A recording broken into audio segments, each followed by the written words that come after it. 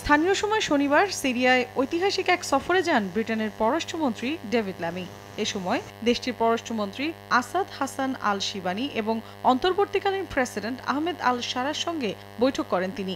বৈঠকে সিরিয়ার সঙ্গে কূটনৈতিক সম্পর্ক পুনর্স্থাপন করার ঘোষণা দেন ল্যামি। এক বিবৃতিতে তিনি বলেন, সিরিয়ার জনগণের জন্য নতুন আশার আলো দেখা যাচ্ছে। স্থিতিশীল, নিরাপদ এবং সমৃদ্ধ ভবিষ্যৎ গড়ে তোলার জন্য সিরিয়ার নতুন সরকারকে তাদের প্রতিশ্রুতি পূরণে সহায়তা করা যুক্তরাজ্যের স্বার্থের অন্তর্ভুক্ত। আমি চাই এই নতুন সরকার যেন তাদের অন্তর্ভুক্তিমূলক শাসন চালিয়ে যায়, তাদের শাসন ব্যবস্থায় স্বচ্ছতা ও জবাবদিহিতা নিশ্চিত করে। এমনকি সামনের দিনগুলোতে শান্তিপূর্ণ রূপান্তরের পথে সিরিয়াকে সমর্থন দিতে যুক্তরাজ্য প্রস্তুত। এছাড়া দ্বিপাক্ষিক সম্পর্ক আরও দৃঢ় করতে চায় ব্রিটেন।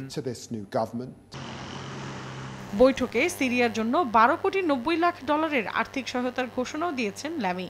এছাড়া তিনিই একমাত্র ব্রিটিশ প্রধানমন্ত্রী যিনি গত 14 বছরের মধ্যে প্রথমবারের মতো সিরিয়া সফর করেন। ল্যামির দেয়া বিবৃতিতে তিনি আরও বলেন, সহায়তা প্যাকেজটি জরুরি মানবিক সাহায্যের পাশাপাশি দীর্ঘমেয়াদী পুনর্গঠনে ব্যবহার করা হবে। বিশেষ করে শিক্ষা খাতে উন্নয়নের ওপর গুরুত্ব দেওয়া হবে। চলতি বছর এপ্রিলে সিরিয়ার বিরুদ্ধে আরোপিত নিষেধাজ্ঞা শিথিলের ঘোষণা দেয় ব্রিটেন। এই ঘোষণার পর বিনিয়োগ উৎসাহিত করার জন্য সিরিয়ার কেন্দ্রীয় ব্যাংক ও বিভিন্ন তেল কোম্পানি সহ 23টি সংস্থার সম্পদ অবমুক্ত করা হয়। তবে সিরিয়ার প্রেসিডেন্ট বাশার আল আসাদ সরকারের সদস্যদের ওপর আরোপিত নিষেধাজ্ঞা বহাল রাখা হয়েছে।